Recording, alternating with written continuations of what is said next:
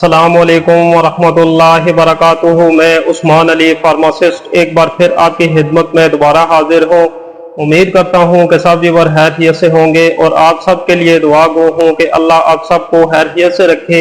आज का हमारा जो टॉपिक है, आज की वीडियो में मैं आपको जो मेडिसिन बताऊंगा बहुत ही अहम मेडिसिन है। जैसा कि आप स्क्रीन के ऊपर देख रहे हैं, सीफिम कैप्सूल। इंशाल्लाह ताला इस वीडियो में मैं आपको बताऊंगा कि ये सीफिम जो कैप्सूल है ये किस चीज़ के लिए इस्तेमाल होते हैं, इसके बेनिफिट्स क्या हैं, इसके यूजेस क्या हैं, इसके साइड इफ़ेक्ट्स क्या हैं, इसकी राइट डोज क्या है।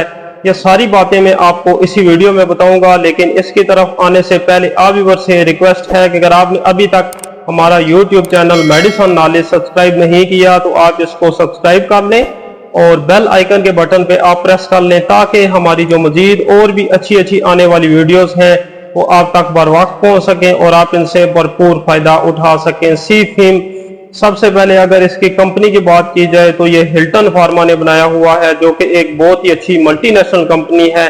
इसकी और भी जो प्रोडक्ट हैं वो अपने रिजल्ट के लिहाज से और अपनी एफिकेसी के लिहाज से बहुत ही मशहूर हैं और सीफिम भी उन मेडिसिन में से एक मेडिसिन है जिसके बहुत ही इफेक्टिव रिजल्ट हैं। सीफिम जो है ये कैप्सूल फॉर्म में भी आता है और सस्पेंशन फॉर्म में भी आता है, जो बच्चों के लिए होता है।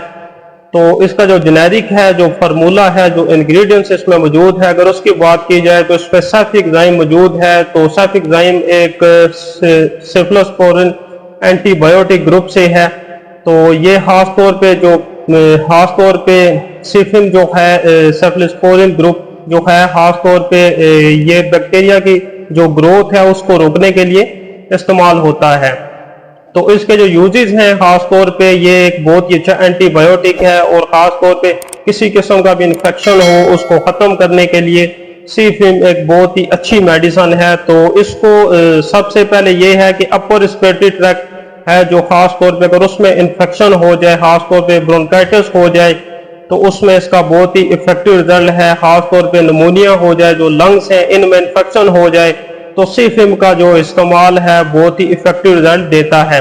उसके अलावा इसको खास तौर पे जो ओस्टाइटिस मीडिया होता है, अगर कान में किसी किस्म का इन्फेक्शन हो गया है तो उस इन्फेक्शन को ख़त्म करने के लिए सीफिम जो है बहुत ही इफेक्टिव रिजल्ट है इसका। उसके अलावा खास तौर पे जो नाक है, खास तौर पे जो साइनसाइटिस है हो जाता है, इसमें इसका बहुत ही इफेक्टिव रिजल्ट है। उसके अलावा जो गला है उसमें इन्फेक्शन हो जाए तो इसमें भी इसका बहुत ही इफेक्टिव रिजल्ट है। टॉन्सिलाइटिस में इसका बहुत ही अच्छा रिजल्ट है इसका।